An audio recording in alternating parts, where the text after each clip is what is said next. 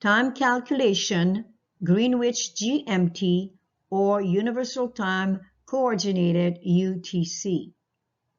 Philippians chapter 2 verse 3. Let nothing be done through strife or vainglory, but in lowliness of mind let each esteem other better than themselves. Isaiah chapter 1 verse 18.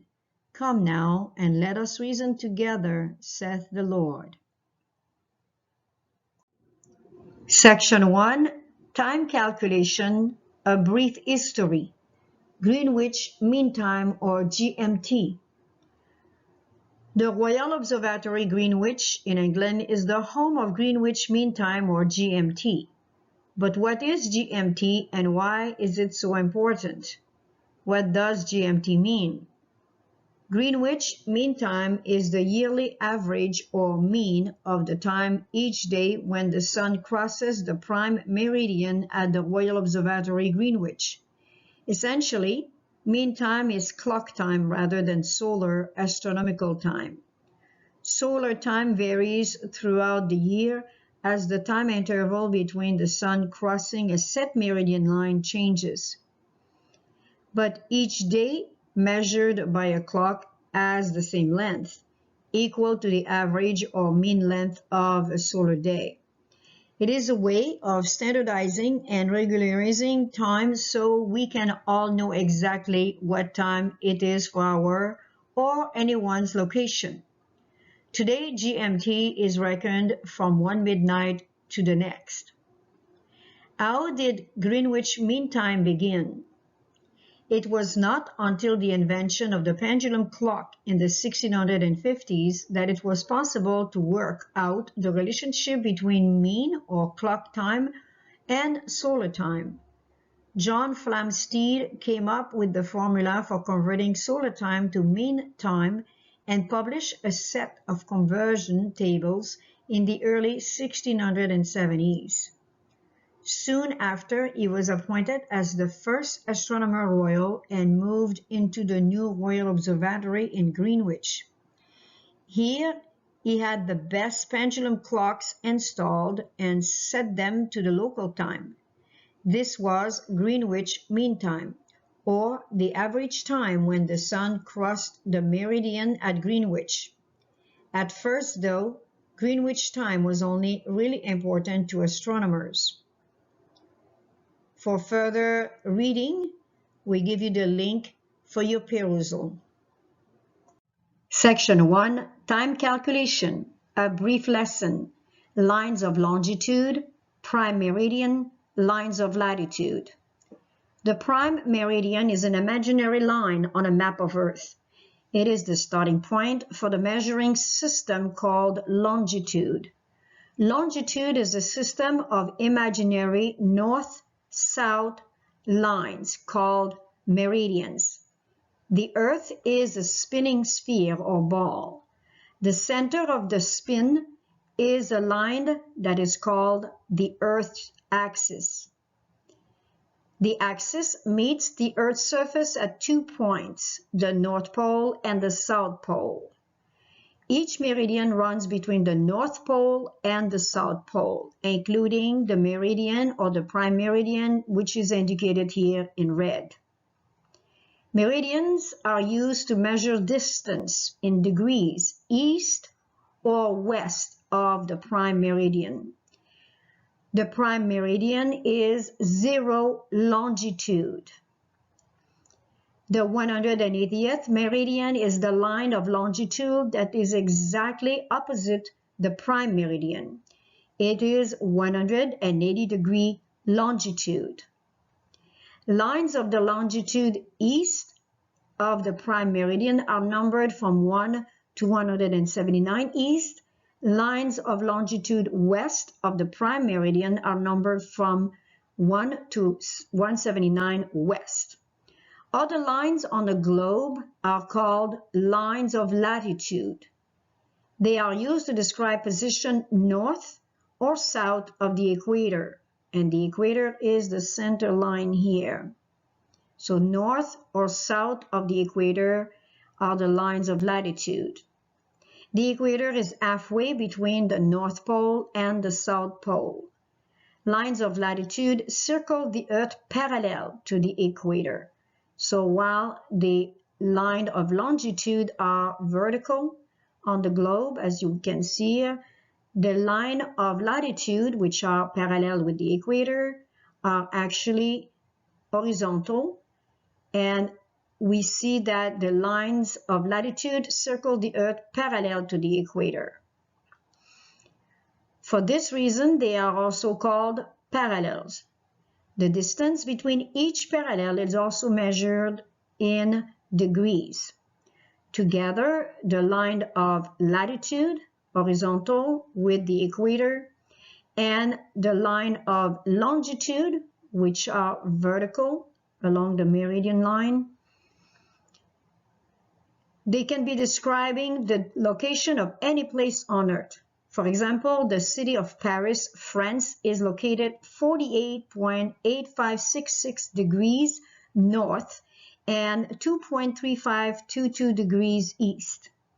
Sydney Harbour in Australia is 33.8523 degrees south and 151.2108 degrees east.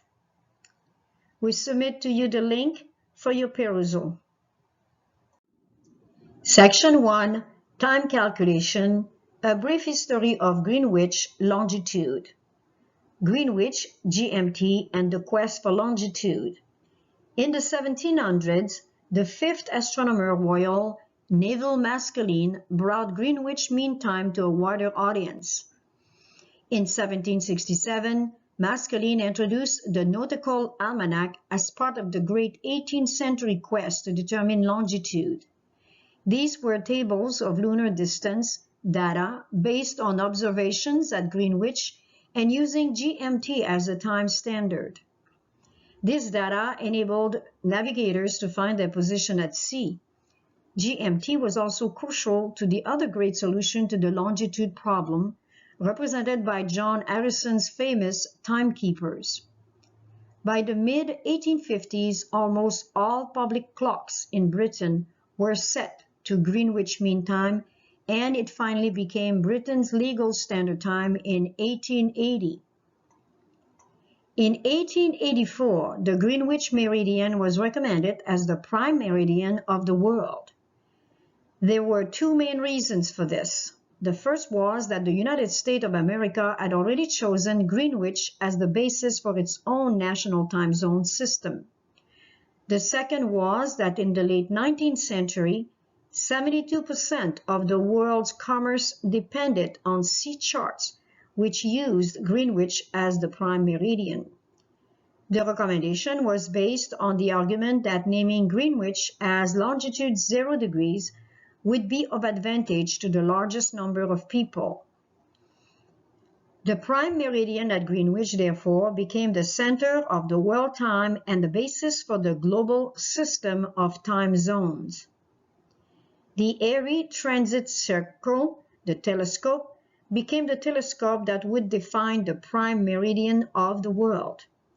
Astronomer Royal George Biddle Airy designed it, and it is located at the Royal Observatory, Greenwich. It was recommended that the meridian line would indicate 0 degree longitude. Therefore, this also became the start of the Universal Day.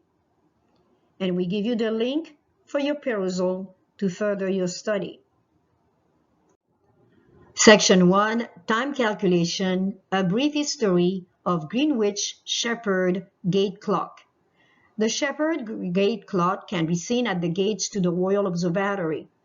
It was the first clock ever to show Greenwich Mean Time directly to the public. It is a slave clock connected to the Shepherd Master Clock, which was installed at the Royal Observatory in 1852. From that time until 1893, the Shepherd Master Clock was the heart of Britain's time system.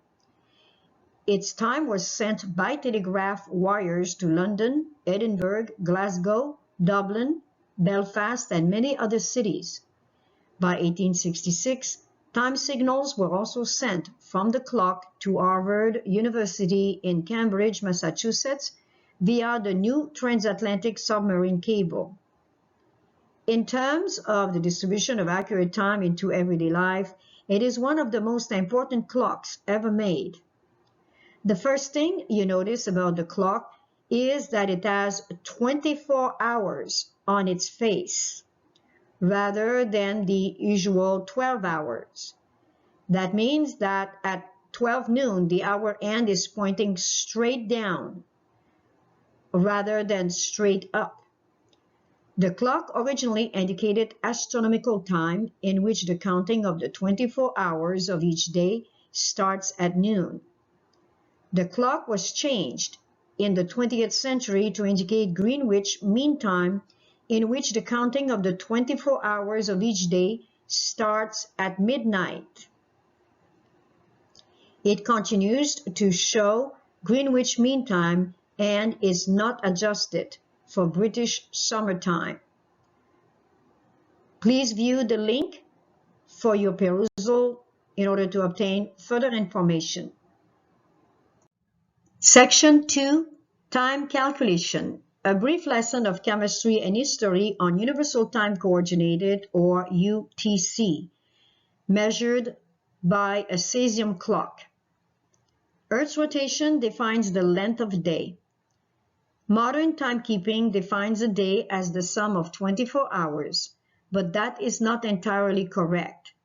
The Earth's rotation is not constant, so in terms of solar time, most days are a little longer or shorter than that. The moon is very gradually slowing the Earth's rotation because of friction produced by tides. Over the course of a century, the length of a day increases by a couple of milliseconds, where 1 millisecond equals 0.001 seconds. Within this general trend, however, there is fluctuation. Sometimes the Earth spins a bit faster, sometimes a bit slower. Recently, according to this research, our planet has been speeding up a little, making for slightly shorter days. A more accurate way to calculate time is through an atomic clock made of cesium, as was done here in 1955. A cesium-beam atomic clock, or cesium-beam frequency standard, is a device that uses as a reference the exact frequency of the microwave spectral line emitted by atoms of the metallic element cesium, in particular its isotope of atomic weight 133. And here we have the element of cesium as found in the periodic table of elements, with a nucleus of 55 protons and 78 neutrons and 6 shells of electrons, of which the number 6 has 1 electron. The integral of frequency is time. So this frequency, 9,192,631,770 Hertz, Hertz representing cycles per second, provides the fundamental unit of time, which may thus be measured by cesium clocks. Today, cesium clocks measure frequency with an accuracy of from 2 to 3 parts in 10 to the 14, or 2 multiplied by 10 power 14, meaning 0.0002 Hertz. This corresponds to a time measurement accuracy of 2 nanoseconds per day, or 1 second in 1.4 million years. This is not having anything to do with evolution. It's simply the evaluation of this equation here. 2 multiplied by 10 power 14 is represented here. It is the most accurate realization of a unit that mankind has yet achieved. A cesium clock operates by exposing cesium atoms to microwaves until they vibrate at one of their resonant frequencies, and then counting the corresponding cycles as a measure of time. We invite you to visit this link for your perusal in order to understand further what is presented here with the cesium clock. Section 3. Time calculation. Replacement of method to calculate time from Greenwich time GMT to Coordinated Universal Time UTC. Coordinated Universal Time replaced Greenwich Mean Time as the world standard for time in 1972.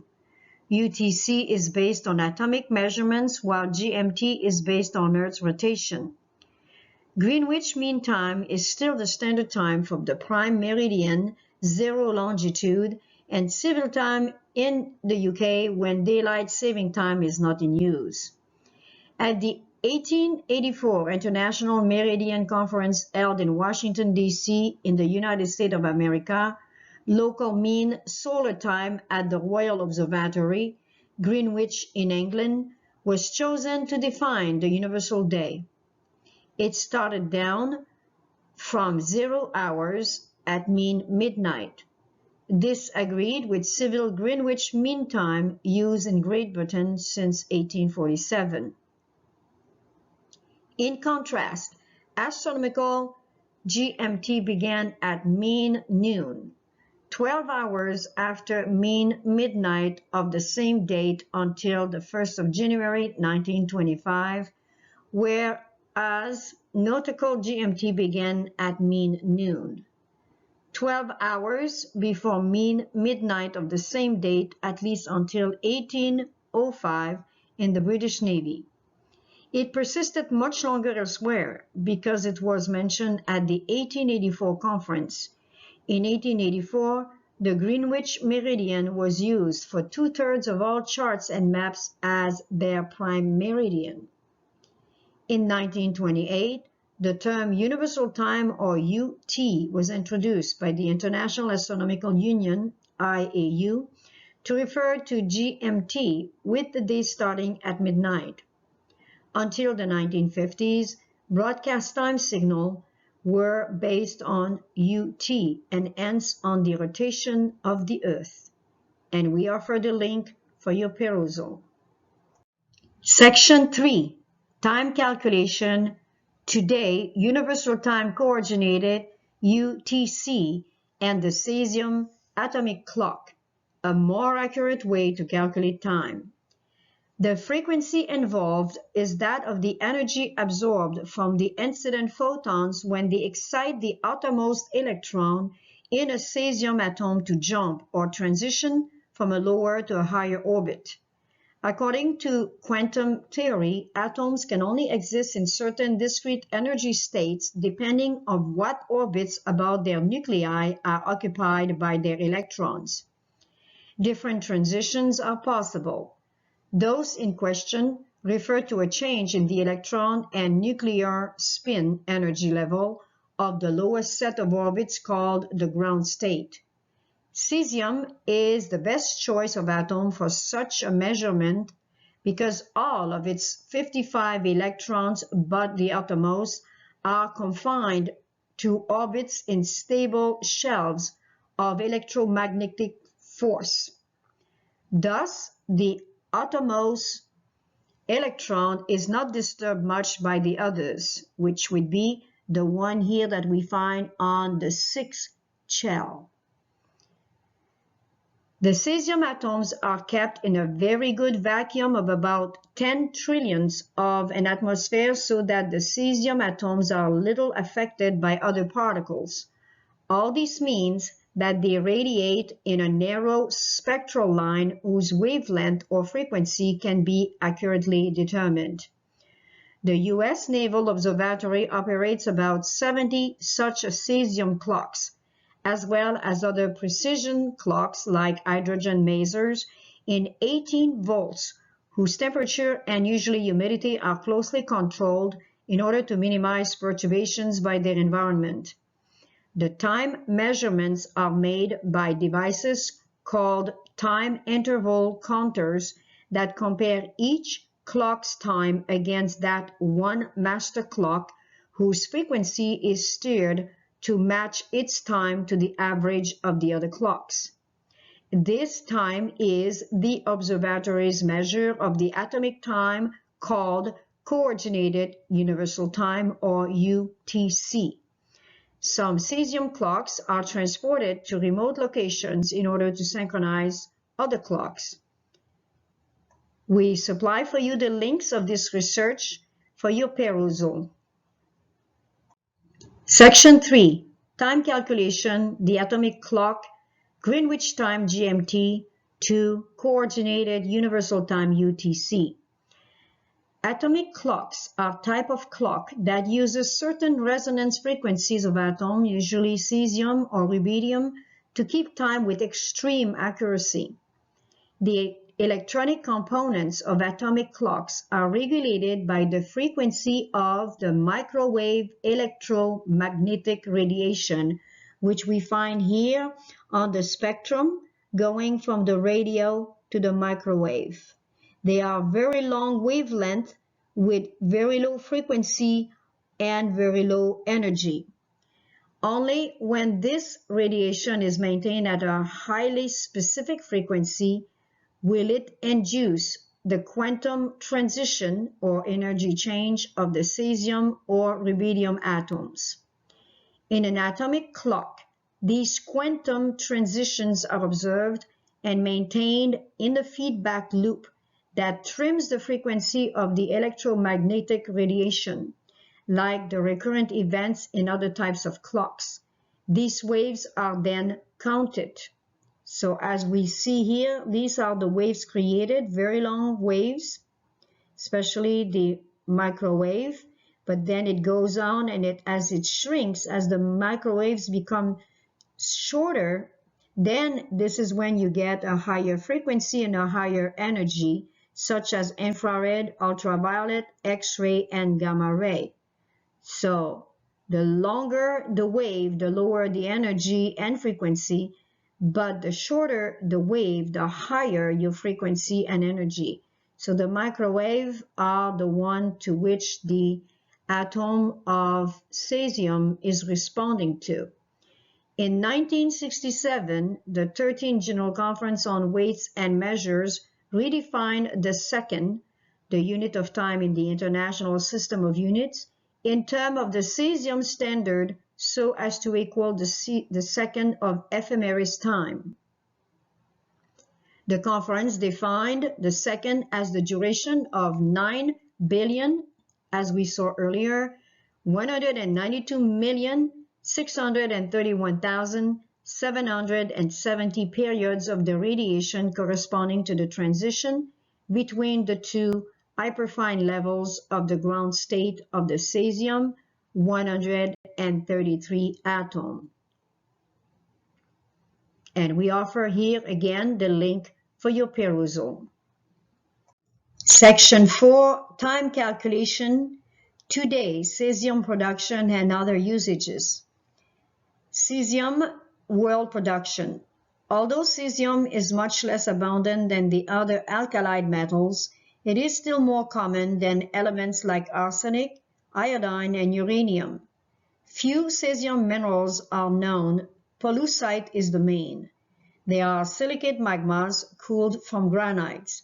World production of cesium compounds is just 20 tons per year, coming mainly from the Bernick Lake in Canada, with a little from Zimbabwe and Southwest Africa.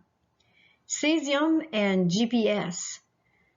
The cesium is so constant in the speed it vibrates that this extremely accurate time allows satellites to accurately determine where someone is based on GPS data and how long it will take someone to get to somewhere else.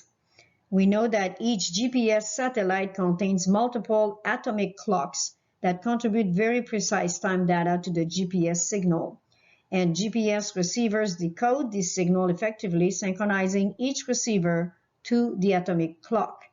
And every single GPS themselves is home to a family of atomic clocks, typically 4, and they derive their time from cesium or rubidium atoms.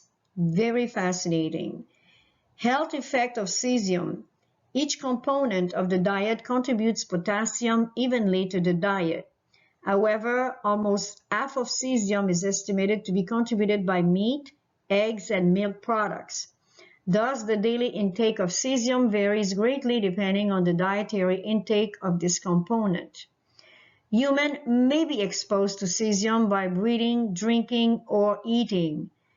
In air, the level of cesium are generally low, but radioactive cesium has been detected at some level in surface water and in many types of foods.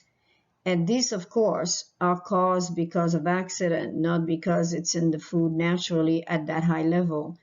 The amount of cesium in food and drinks depend upon the emission of radioactive cesium through nuclear power plants, mainly through accident. Just like this accident that have not occurred since, we're told, the Chernobyl disaster in 1986. People that work in the nuclear power industry may be exposed to higher levels of cesium, but many precautionary measurements can be taken to prevent this. So cesium, when it is extracted, can be actually melted just like gold and silver, and it will be seen into a liquid form. And again, the GPS are related directly to cesium, and especially how extremely accurate it gives time to the satellite. As well, the food can be actually calculated as far as the amount of cesium that it possesses. More specifically, in this case, it usually is checked because there may have been radioactive cesium emission that is higher than you would want to. And these food that now are affected and they cannot be consumed because they can be dangerous. But this is not because of cesium, it's because of the way the nuclear plant sometimes will cause certain accident like this.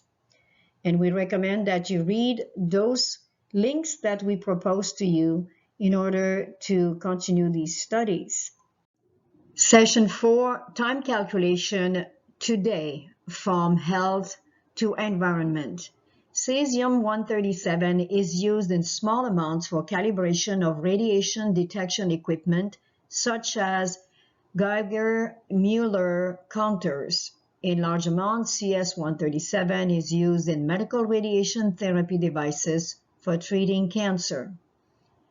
It is not very likely that people experience health effects that can be related to cesium itself.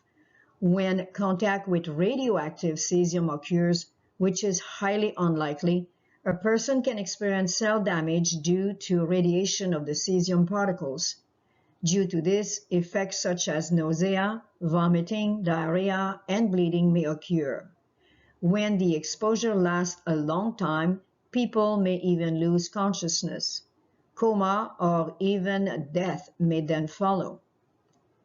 How serious the effects are depends upon the resistance of individual persons and the duration of exposure and the concentration the person is exposed to.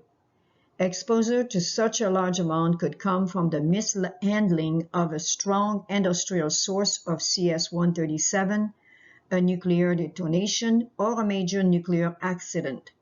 Large amounts of CS-137 are not found in the environment under normal circumstances. Environmental effects of cesium. Cesium occurs naturally in the environment mainly from erosion and weathering of rocks and minerals. It is also released into the air, water, and soil through mining and milling of ores. Radioactive isotopes of cesium may be released into the air by nuclear power plants and during nuclear accidents and nuclear weapons testing.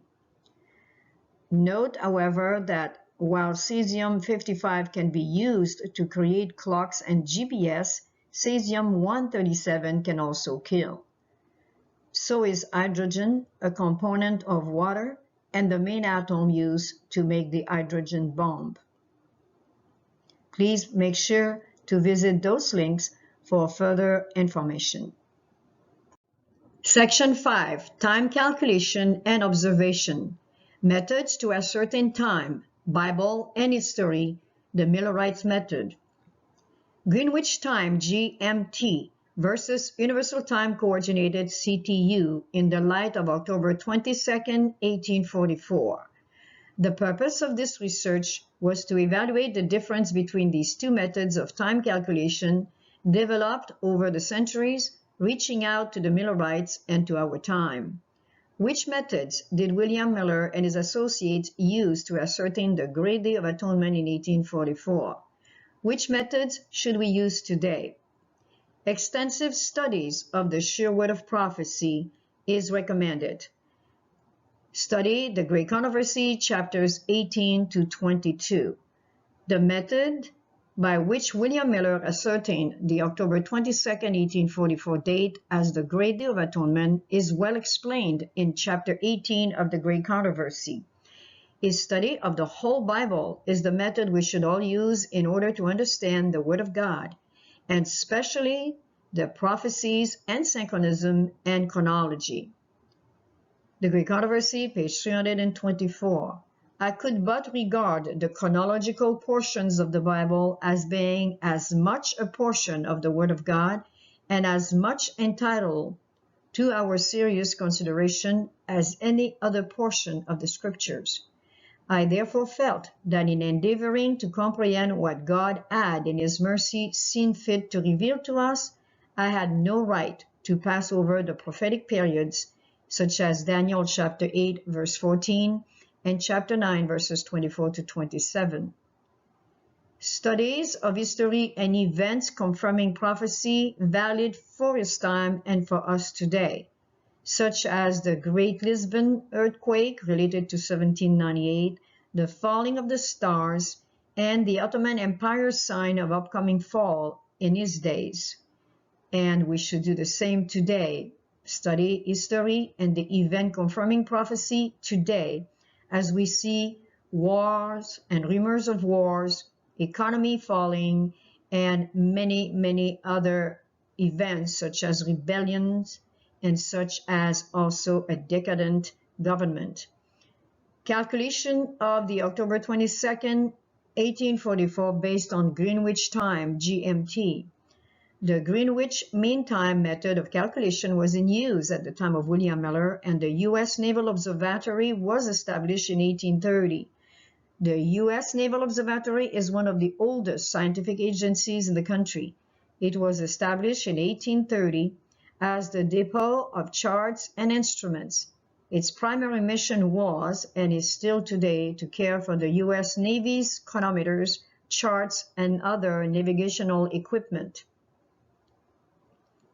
The writings of the Christian Jewish scholar Joseph Samuel C.F. Ray exerted a marked influence upon Snow and his associates in fixing upon October 22, 1844.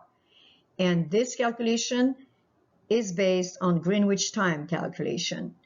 We recommend that you peruse this link demonstrating the firm platform and the solid foundation of 1844, as well as the way to calculate it.